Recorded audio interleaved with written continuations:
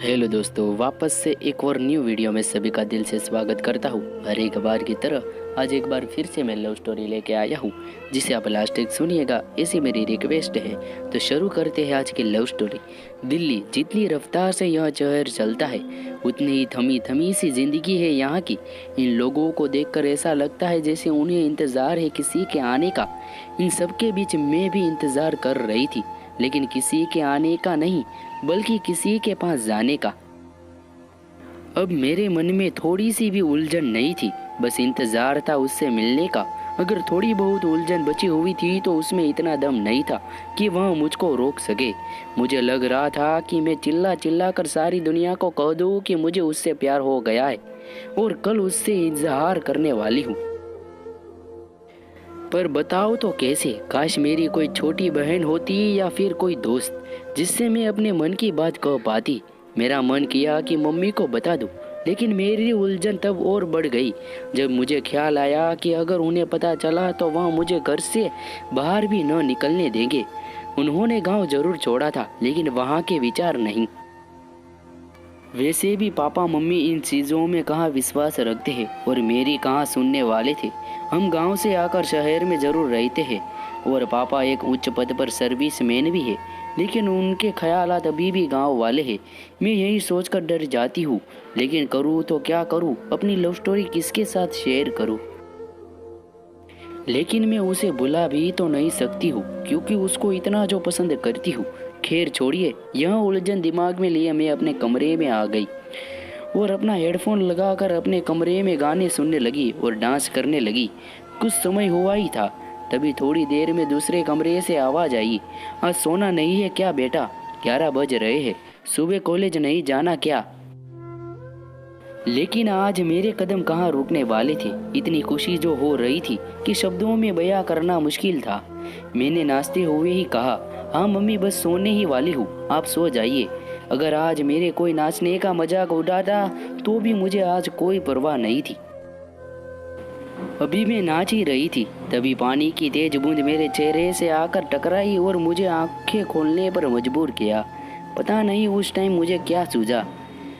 खिड़की के पास जाकर उन बूंदों के साथ खेलने लगी और अपने मुंह पर बार बार उन बूंदों को फेंकने लगी। इतने में पता नहीं मेरे मन में क्या आया, खिड़की बंद की और अपनी डायरी निकाली जहाँ पर मैं अपने बारे में लिखती थी। आज भी मैंने कुछ अपनी लव स्टोरी के बारे में लिखने लगी, लेकिन आज जो लिख रही थी वह सीधे दिल से आ रहा था। मानो ऐसा लग रहा था जैसे डायरी से अपने मन की बात कर रही हूँ। आज पहली बार किसी को आंखों से मैंने बात करते हुए देखा था। मैं उससे पास जाकर कुछ कहती, इतने में उसकी ट्रेन आ गई और उसे अपने साथ ले गई। अगले दिन न जाने क्यों उससे सामने वाले प्लेटफॉर्म पर देखकर मैं खुश थी। शायद मैं इंतजार कर रही थी उसका। खैर, अब आंखों से शुरू हुई बातें इशारों में होने लगी थी। बड़े ही अजीब होते थे उसके इशारे, समझ तो नहीं आते थे, लेकिन मेरे चेहरे पर एक मुस्कुराहट जरूर दे जाते थे। अब समय के साथ साथ मैं धीरे धीरे मैं उसके इशारे भी समझने लगी थी। वह रोज कुछ ना कुछ पागलपन करके मुझे हंसाता था और एक दिन तो उसने हद ही पार कर दी। वह मुझे देखकर जोर जोर से गाना गाने लगा। इससे पहले कि मैं उससे बात करती, उसको स्टेशन मास्टर ने पकड़ लिया और उसे अपने साथ ले गया। उस दिन बहुत हंसी थी मैं। शायद मुझे भी उसके इस बचपने और पागलपन से प्यार हो गया था। उसे देखकर मुझे ऐसा लगने लगा था कि जैसे मेरा बरसों का इंतजार खत्म हो गया हो। अब जिंदगी ने एक रफ्तार पकड़ ली थी। यह दिन इतना तेजी से बीते कि हम दोनों को पता ही नहीं चला। हम दोनों हर रोज स्टेशन पर आकर अपनी अपनी मंजिल की ओर निकल जाते थे। ना उसने कभी इस ओर आने की कोशिश की, ना मैंने कभी उस ओर जाने की हिम्मत जुटाई।